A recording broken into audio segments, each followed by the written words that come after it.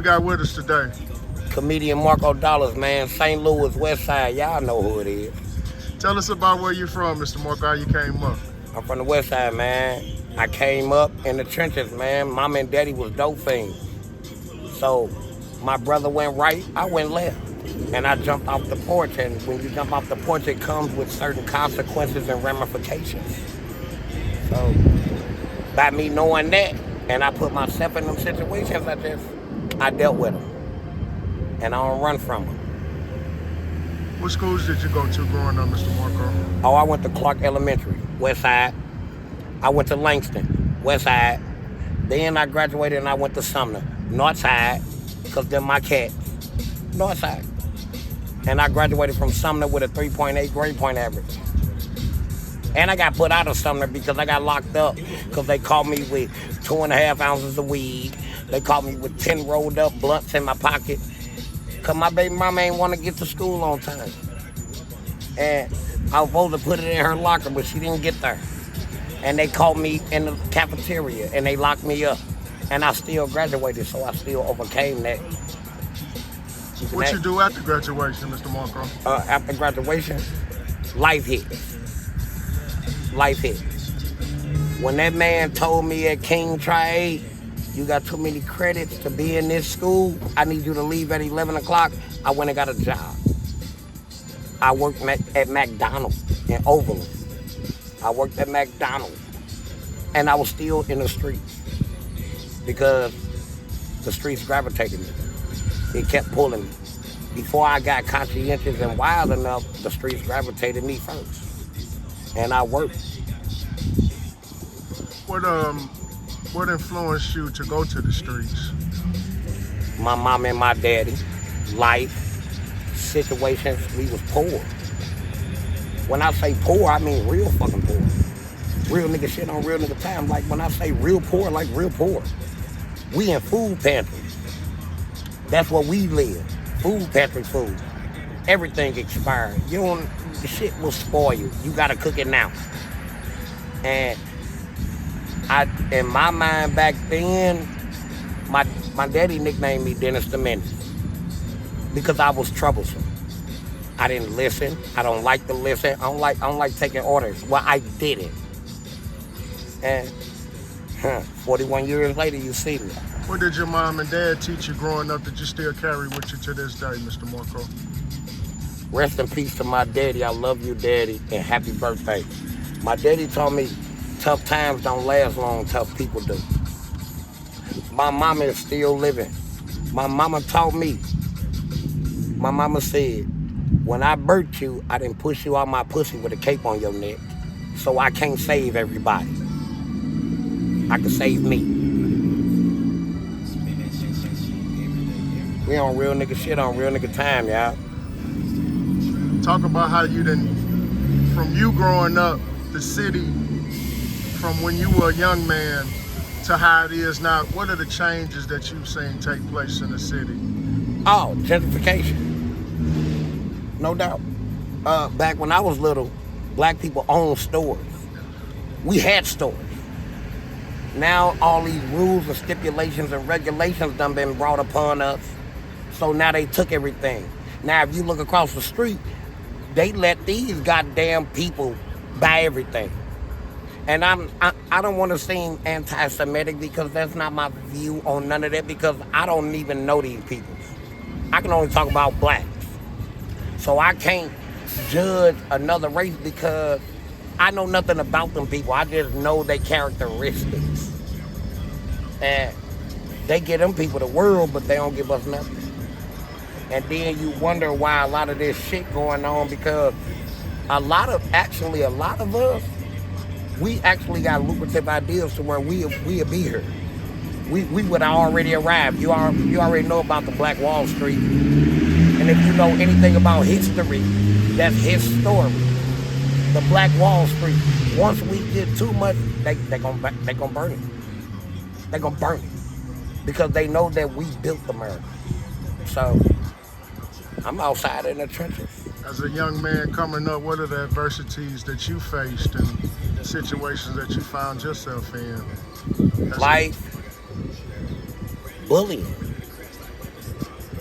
I don't like bullies because I had a motherfucker bully me back when I was little, and I can put this shit on record. My big brother was the first person that showed me how to fight because the bully beat my ass. And when I lost that, and when I got home and got that ass whooping from your parents, because I lost, I went back to school, and from that day forward, I fought everybody. Everybody. Then I jumped in the gym and started boxing. I'm finna beat up everybody that say something to me. I don't like bullies. I don't even like if somebody come bully somebody else. Hey, what you doing? Wow, why? It's life. Tell us about things that you're working on, things that you got going on, like all your projects that you got going on, and things that you have worked on in the past that you would like to put on record.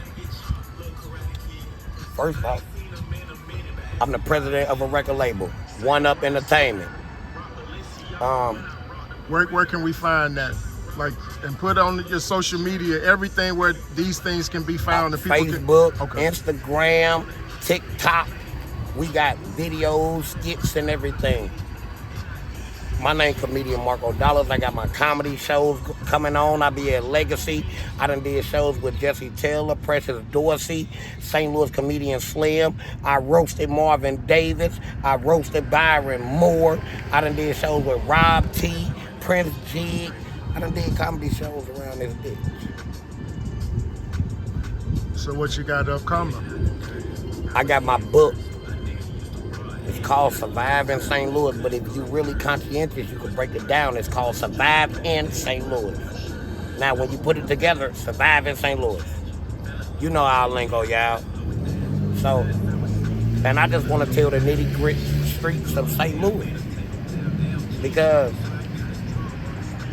it's grim out here. Every city has it. Every city across the globe.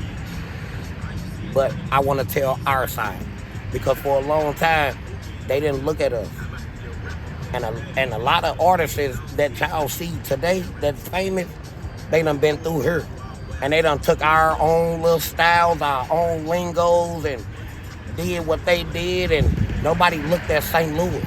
So guess what? I'm gonna put the city on my back, and I'm gonna get us up out of this.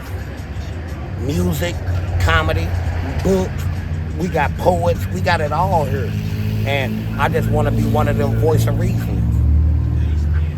What message would you give to the youth about surviving in St. Louis? What message would you give to the youth on how to keep a calm head and navigate through these streets if they choose to jump off the porch and do whatever they do in the streets? What advice would you give them, Mr. Marko? Quit carrying them big ass, stupid ass guns. Y'all outside with them big goofy ass guns. No, man, look, nigga, if you from St. Louis, the thing is, you got a gun, but don't nobody know it. You don't pull a gun until you have to. Self-defense. Before you take my life, I'll take yours because that's self-defense. Y'all walking around with these goofy ass guns. Young men, go find something to do. Please, find something. Go play ball like we used to play. I don't care if you had to play on the crate like we used to play ball. Go find some tumbling mats. I don't care if you had to get them mats out the alley and strip them to the burst springs and tie them down. Find something to do other than being outside trying to live the life that we live. Because this is not what you want. 30 seconds of not thinking to give you 30 years. And that's dead ass because I come from penitentiary too. 30 seconds of not thinking to give you 30 years. Find something productive to do. Mind your manners. Because people say mind your business. That ain't my, I don't say that. I say mind your manners. And find you something to do that's productive. Find you something to do that will elevate you to where you're no longer doing this. You're not down here. You can start taking them steps to get upstairs. Because at the end of the day, everybody got to go upstairs. You got to go to the upper room, so you might well take the steps up there before you keep taking the steps to go downstairs. Because downstairs is the dungeon, and you don't want to be there. Because I've been there. adversities and bumps and bruises have you took along this life to get you to your 41 years today, speaking the way you speak? What has happened over your lifetime where you've gained this wisdom and knowledge on how to be around these streets? First off, my daddy taught me this. I done been shot. I done been stabbed. My wife stabbed me.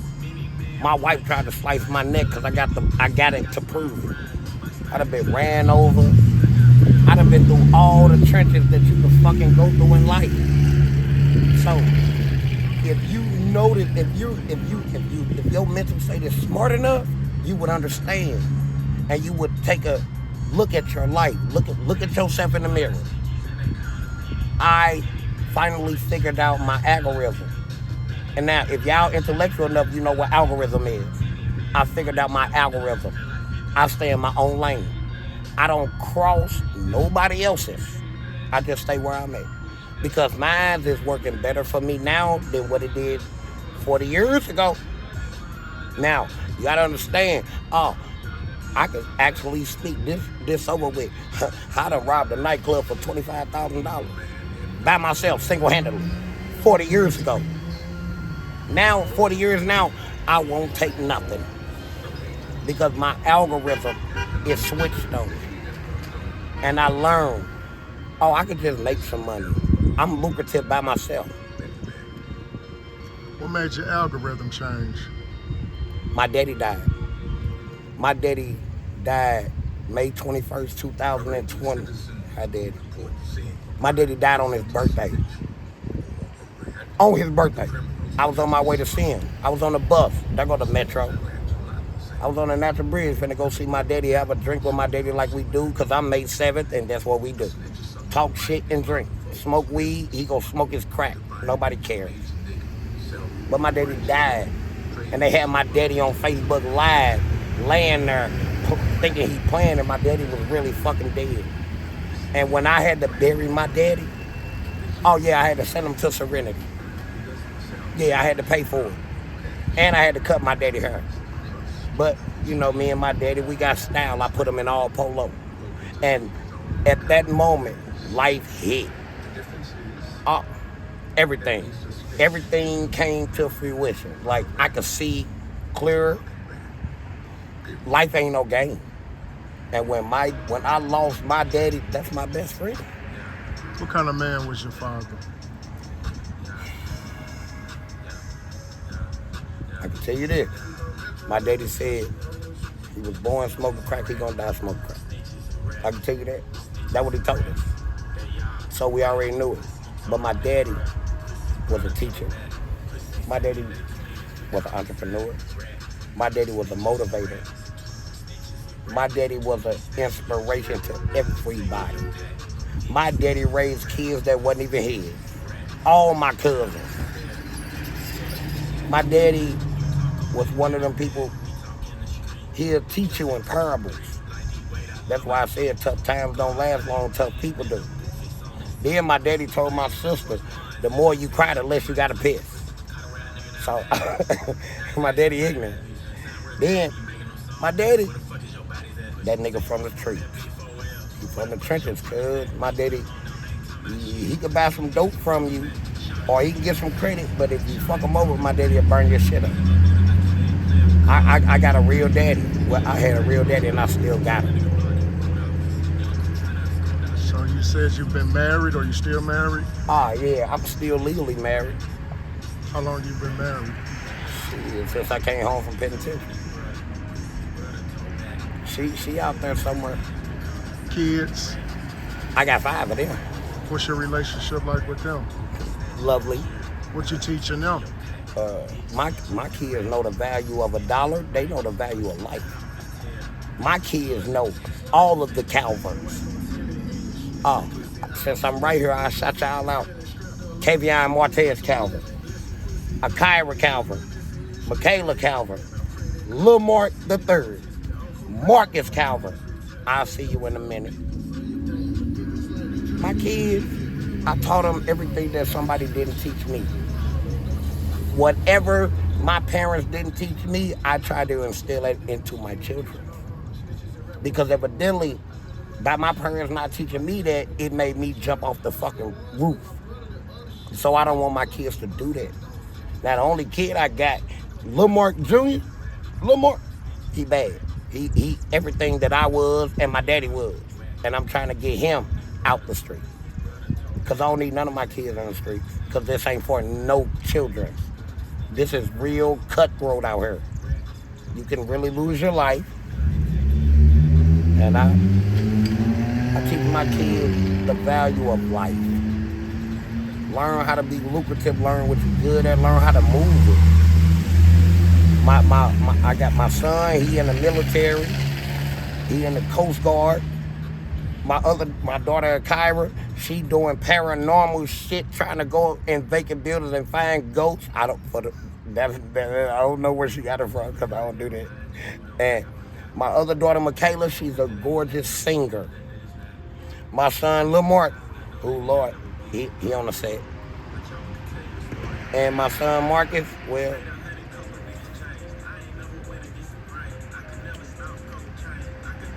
she gave him up for adoption. So, he's 16 now. When he turns 17, July 25th of this year, he's gonna wanna know where his daddy at. And guess what? His daddy right here. And I'm open for everything he wanna ask me. You gonna make me? Yeah. What's the plan for Mr. Marko moving forward? What's in the plans? What can we look forward to? Man, you gotta look forward to my comedy, man. Cause I do music in my sleep. It's easy for me to hear a beat and start rapping. That's simple. But I like my comedy because it's just me with one mic by my fucking self. And I gotta bring it. So you gotta be ready for that. And I would tell you a joke, but I don't want to. Cause I don't really give a fuck. This real nigga shit on real nigga time. I'm a comedian. You'll have to come see me to hear what I talk about. Because I do no holds barred comedy. Richard Pryor, Red Fox, I do all that. I don't give a fuck who anybody is. If your kid's retarded, that's on your kids. Them not my fucking kids. If you got one of them St. Jude baby with that big ass head, that boy's 45 years old, that's not my fucking child. That nigga older than I am. And that's just a little light thing of what I could talk about. Mr. Marko, if you can go back, knowing what you know today, and talk to a young Mr. Marko, what would you tell him?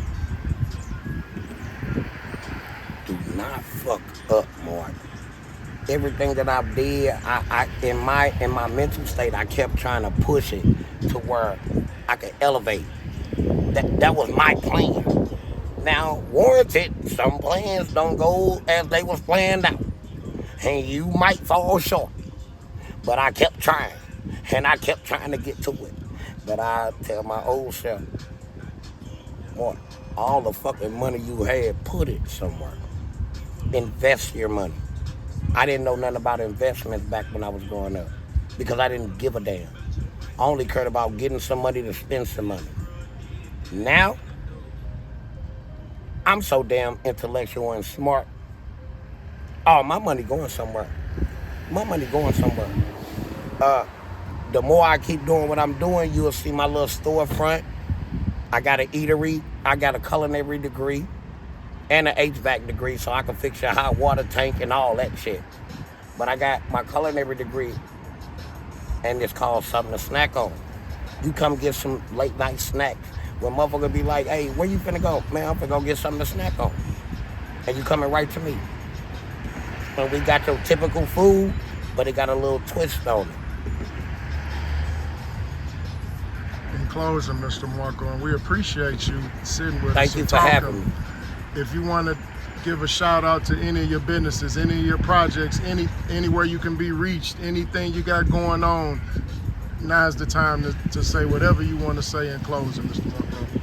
You can reach Marko Dollars on Facebook, Mark Calvert, Calvert. You'll see my picture. I'm black as fuck. You can't miss me. Marko Dollars.